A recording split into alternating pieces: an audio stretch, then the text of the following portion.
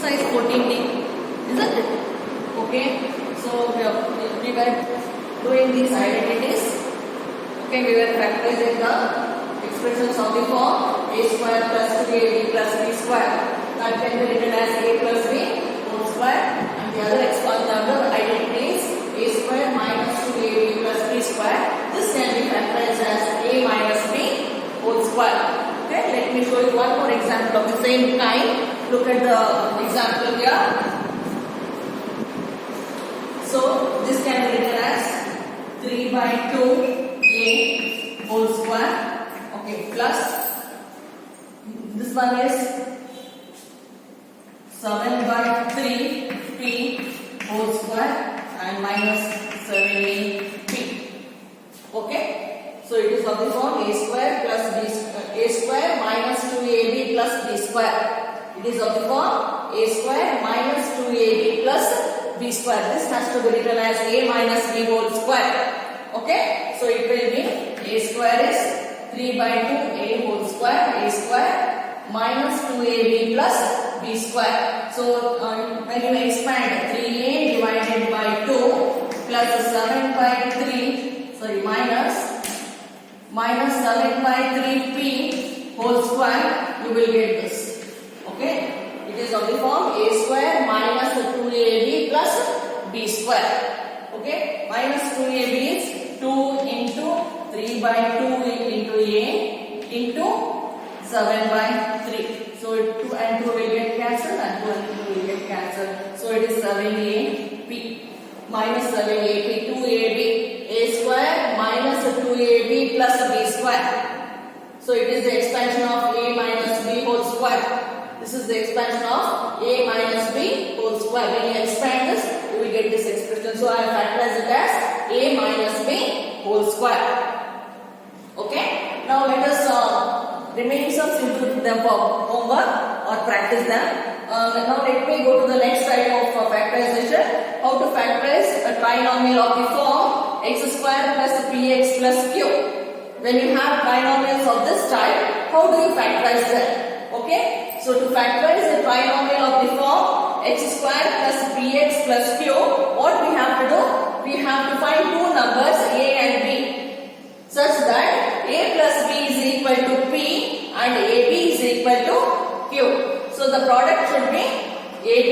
Okay, ab must be equal to q. You have to find two numbers such that a plus b is equal to p and ab is equal to q, and by grouping the terms you can further factorize. You have learned factorization by grouping the terms now. So further you have to continue in the same way. Okay, so let me show you some of the examples here.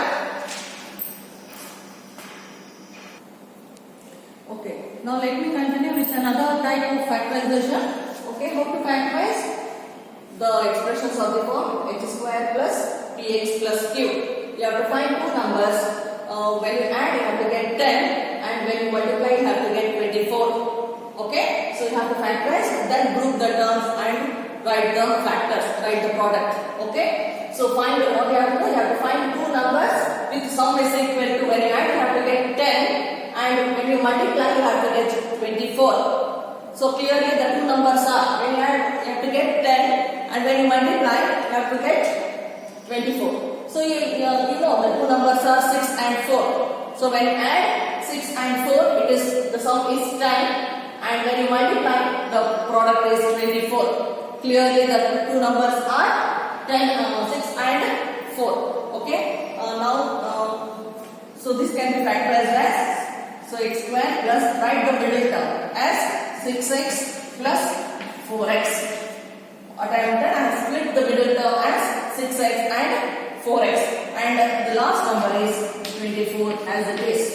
So when you add, you have to get 10. Okay, and when you multiply, you have to get that 24. Clearly, the two numbers are 6 and 4. Okay, now you can take 12 and 2 also, but you will get a negative sign there. When you subtract, you will get a negative sign there. Okay, 12 is 24 also. But now here we have to factor 6 and 4. When the sum is, when you add, you have to get 10, and when you multiply, you have to get 24. Now by grouping these terms, by grouping the like terms, This can you can further factorize, and by taking out the common factor also you can factorize. So it is x into x plus 6. Now here I have taken x as common factor. Here I have taken x as common factor. So what is remaining here? X plus 6 is remaining. We had done this before. Factorization by grouping the terms. I hope you remember, children. Okay. Next here, what is common in these two? 4 is common. So what is remaining? X plus 6 is remaining because 4 into 6 is 24. Now again remove the common factor here. Again x plus 6 is common. Write the remaining terms as they are. Now the remaining terms is x plus. Okay, this is factorization of the expressions of the form x square plus px plus q. Hope you have understood this. Okay, you have to find two numbers. You have to find two numbers such that when you add you will get 10, and when you multiply you have to get it as 24. Okay, let me do one more sum so that you can understand it easily. So look at this example here. It is t square plus 22t plus 85. Look at this example here, children. Okay, so what you have to get here? When you add, you have to get 22. Okay, and when you multiply, you have to get it as 85. So clearly the two numbers are 17 and 5, because 17 into 5 is 85 and 17 plus 5 is equal to 22. So 17 and 5 are the two numbers.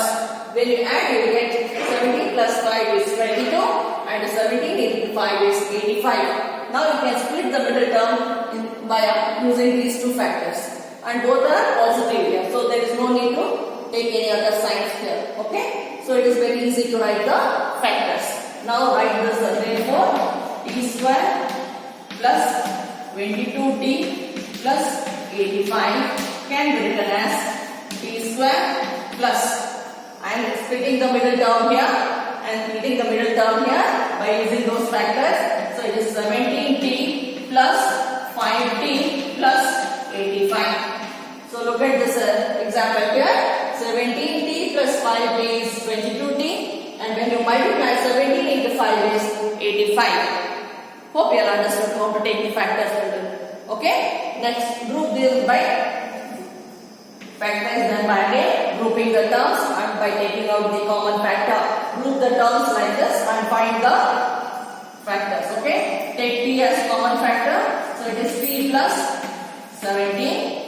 I have taken t as the common factor. What is remaining? T plus 17 is remaining. Now take 5 as the common factor, and what is remaining? T plus 17 is remaining. Okay, now again. Okay, now what I have taken as common factor? T plus 17 I have taken as common factor. So again what is remaining? T plus 5 is remaining. So I have expressed this as t plus 17 into t plus 5. I factorized it as t plus 17 into t plus 5. Okay. I hope you all are following this example. Okay. Let me do one more sum. Okay. Solution. What is the given sum here? M square minus 3m minus 40. These are very simple sums, children. It is very easy to understand. Now what you have to do? You have to find two numbers such that when you subtract, you have to get minus 3, and when you multiply, you have to get minus 40. Okay, when you add, you have to get add or subtract, you have to get minus 3, and when you multiply, you have to get minus 40. I have taken two numbers, 5 and minus 8. Because minus 8 plus 5 is minus 3. The middle term you will get it as, I can split it as, so that you will get it as minus 3. And when you multiply 5 into minus 8 is minus 40. So clearly the two numbers are 5 and minus 8. 5 and minus 8. So I write the middle term by writing these factors. Okay, I write it as a sum of these two numbers and this one as a product. Now let me rewrite this. So 3m minus square minus 3m minus 40 is equal to. So middle term I will split it as plus 5m minus 8m minus 40. What I have done? I have split the middle term by using these two factors. I have split the middle term so such that minus 8 plus 5 is minus 3. Okay, minus 8m plus 5m is minus 3. Now group the terms. In these two terms, what is common? M is common, and what we have to write? What is the remaining factor? M plus 5. Okay. Now here I take minus 8 as common factor, because minus 9 is also common here and 8 is common here. So I take minus 8 as a common factor. So what is remaining? M plus 5 is remaining. Whatever you get here, the same product you get here also. Okay. Now group this as, again here what is common? M plus 5 is common. The remaining product is M minus 8. So I have expressed it as this product, factorize it as this two product. Okay. Hope you all are following this. Please note. Let me do the one more sum from this of the same kind. Okay. Now we have to find two numbers such that when you add or subtract you have to get minus 7, and when you multiply you have to get 120. Okay. So clearly the two numbers are 15 and 8. But when you add or subtract you have to get minus 7. Okay. So in format put the greater minus sign for the greater number and plus sign for the smaller number, so that when you find the difference you have to get minus 7, and when you multiply you have to get minus 120, because minus 15 into 8 is equal to minus 120. So clearly the two numbers are minus 15 and 8 plus 8. The two numbers are minus 15 and plus 8. So the middle term you have to split and write by using these two factors, by using these two numbers. Therefore, p square minus 7p minus 120 is equal to.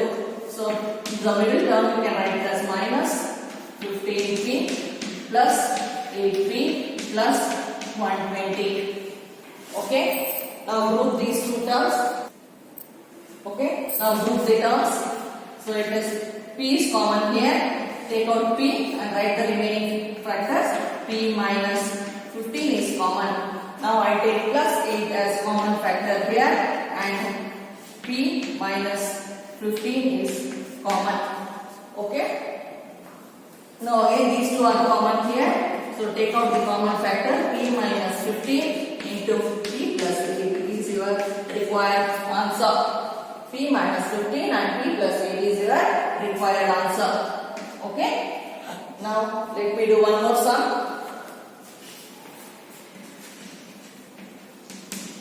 Okay. So look at this sum here. When you add or subtract, you have to find two numbers. So that when you add or subtract, you have to get plus 5 and minus 104. Which are those two numbers?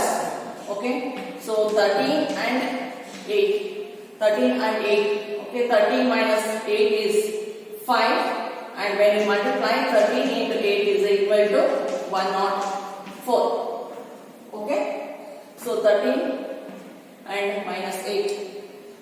13 into 13 minus 8 is plus 5, and 13 into minus 8 is minus 104. So the two numbers are 13 and minus 8. So this one can be written as, the middle term can be split as minus 104 will be equal to a square plus 13a minus 8a minus 104, and 13 minus 8 is 5. Okay. Now group these terms. So a into a plus 13 and minus 8 into a plus 13. What is common here? Minus 8 is common. So what is remaining here? 8 plus 13 is common. Whatever the factor product you get here, same you will get here also. Okay. Now what is common again? A plus 13 is common. A plus 13 into a minus 8 is your required answer. What I have done? I have split the middle term as 13a minus 8a. 13a minus 8a. Okay. So look at this example. Okay. Thank you, children. Let me continue in the next class. Do the remaining sums for homework. I hope you are practicing the sums. Okay. Thank you.